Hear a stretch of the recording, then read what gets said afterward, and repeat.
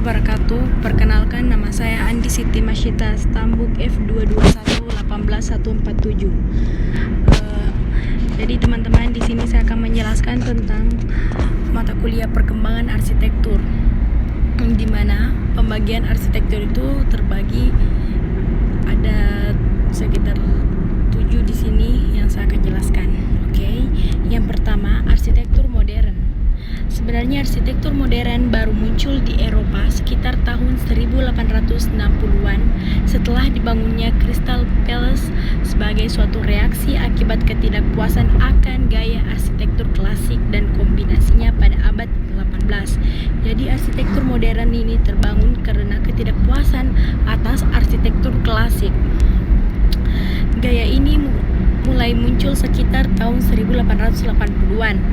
Akibat adanya gagasan baru, salah satunya adalah adanya peran teknologi dalam perancangan bangunan, yaitu penggunaan bahan-bahan baru seperti beton, besi, baja, kaca, dan sebagainya. Mulailah muncul berbagai macam struktur yang sekaligus mempengaruhi bentuk-bentuk bangunan yang sebelumnya tidak ada.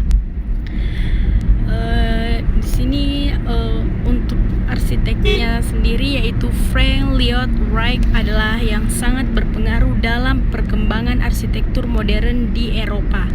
Melalui karya-karya gedung tingginya yang tersebar, Wright merupakan salah satu dari sekian banyaknya arsitek yang sangat berpengaruh dalam dunia perarsitekturan.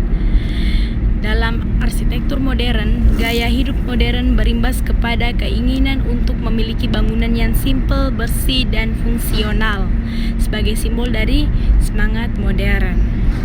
Oke, selanjutnya arsitektur Art Nouveau.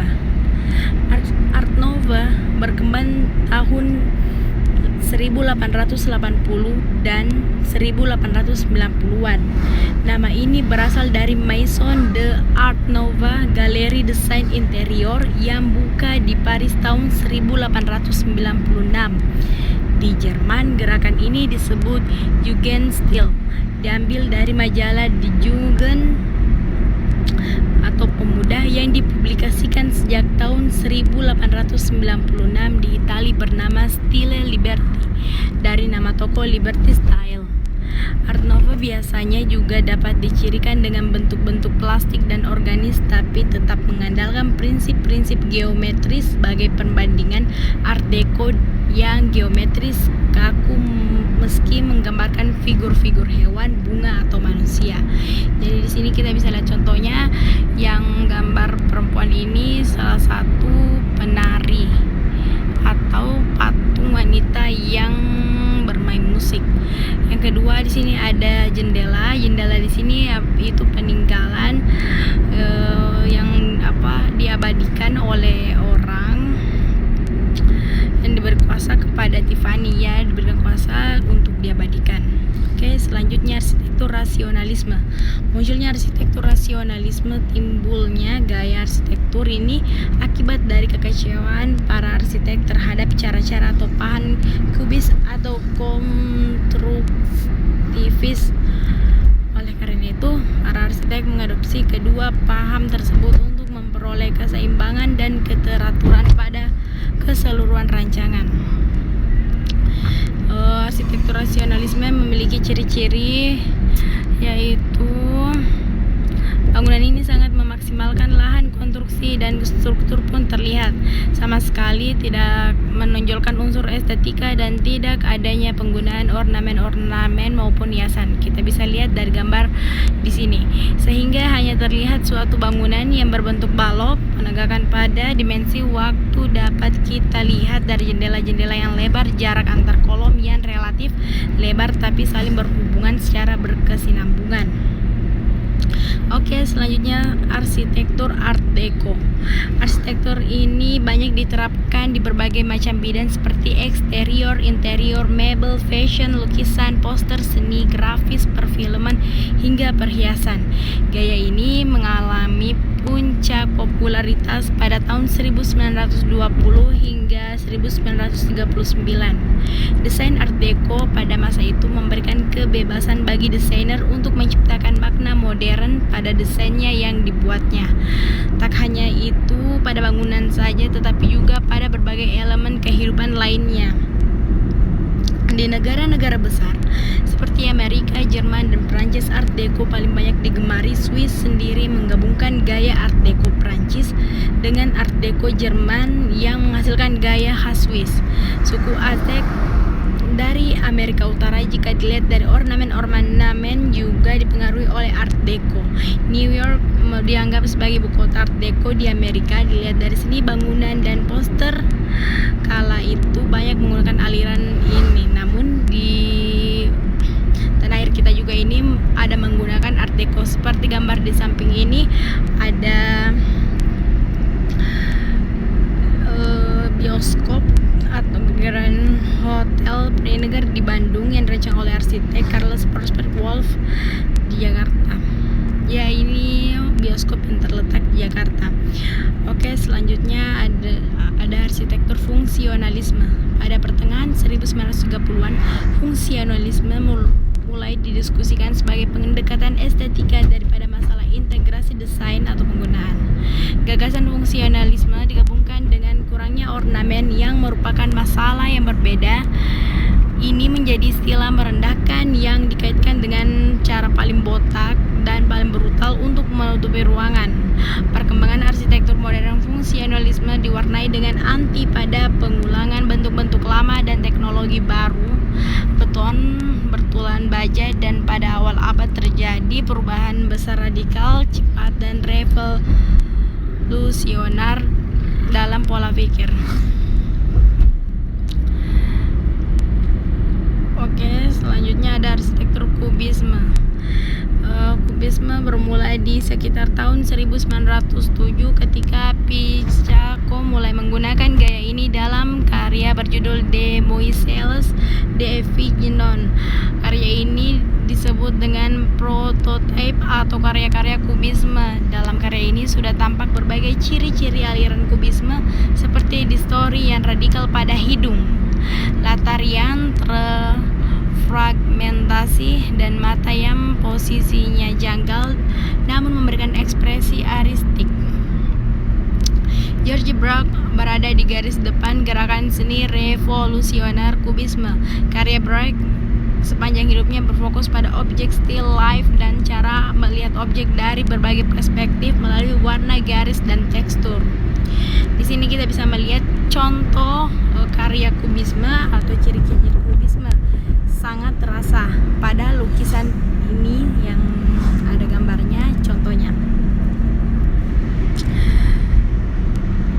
Oke, selanjutnya arsitektur metabolisme. Metabolisme adalah gerakan modern arsitektur yang berasal dari Jepang. Jadi di sini arsitektur metabolisme terciptanya dari Jepang, dan contohnya juga di sini dari tidak jauh dari Jepang, yaitu dari Tokyo. Arsitektur ini menjelaskan proses menjaga sel-sel hidup atau dirancang di sekitar infrastruktur tulang belakang seperti dengan prefabrika diganti sel-sel seperti bagian mudah menempel dan mudah dilepas saat umur mereka lebih. Jadi dia menjurus ke pameran, kayak mengabadikan begitu.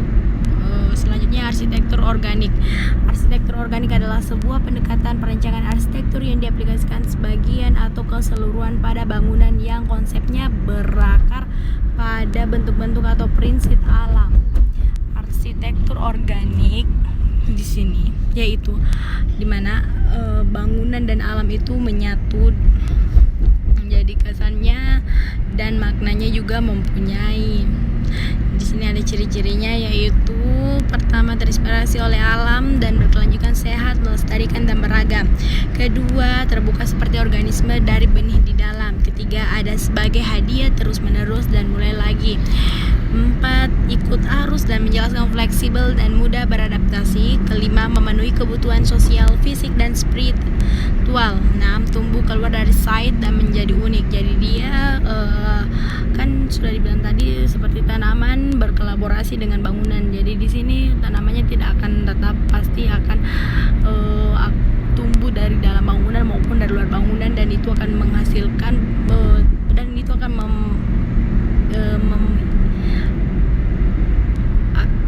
itu akan mempunyai atau tetap menginginkan tempat yang lumayan besar. Oke, selanjutnya arsitektur brutalisme. Arsitektur brutalisme adalah gaya desain arsitektur yang sengaja dibuat dengan material mentah agar karakter bisa muncul dengan sendirinya. Bahan mentah yang apa adanya dianggap bisa memunculkan karakter setiap material dengan kuat, bahkan biasanya dibiarkan oksida. Arsitektur brutalisme biasa dibilang desain arsitektur yang tidak akan dimakan zaman. Jadi di sini maksudnya arsitektur brutalisme identik dengan beton. Jadi dia mengeluarkan estetika bangunan itu tidak arsitektur brutalisme sini tidak akan memiliki ornamen-ornamen yang berbentuk, namun dia hanya membentuk dari beton yang akan mengeluarkan estetikanya sendiri, maknanya sendiri. Jadi sang arsitektur hanya perlu mendesain beton dan penggunaan baja, kaca dan batu kasar, penggunaan material-material tebal dan kokoh juga bisa dikombinasikan dengan material transparan. Oke, selanjutnya arsitektur monumentalisme. Arsitektur monumentalisme di sini yaitu mengadopsi berbagai perkembangan arsitektur dari zaman Yunani sampai dengan sekarang. Dengan demikian, arsitektur monumental memiliki ruang lingkup yang cukup luas sehingga perkembangannya selalu mengikuti perkembangan zaman. Di sini kita bisa lihat ada contohnya dari arsitektur monumentalisme, ada bangunan dari New York. Oke, selanjutnya arsitektur postmodernisme, yaitu gerakan atau gaya arsitektur postmodern mulai lahir pada era tahun 1960-an sebagai bentuk reaksi perlawanan terhadap nilai minimalistik, formalitas, dan kurangnya variasi dalam gaya arsitektur modern yang berkembang saat itu. Pada aliran arsitektur postmodern, strike revivalisme, elemen-elemen pada gaya arsitektur neoklasik kembali dihidupkan lewat desain yang bersifat monumental dan pengaplikasian komposisi desain yang berirama dan juga simetris. Tokoh arsitek yang mengikuti aliran strike revivalisme ini adalah Aldo Rossi, Montamozina, Ricardo Bofill, dan Mario Bonta. Oke teman-teman, mungkin hanya itu yang bisa saya jelaskan, mungkin singkat dan padat. Namun di sini saya jelaskan dengan pemahaman saya dan yang saya mengerti. Thanks for watching. Saya Siti Masyita mengucapkan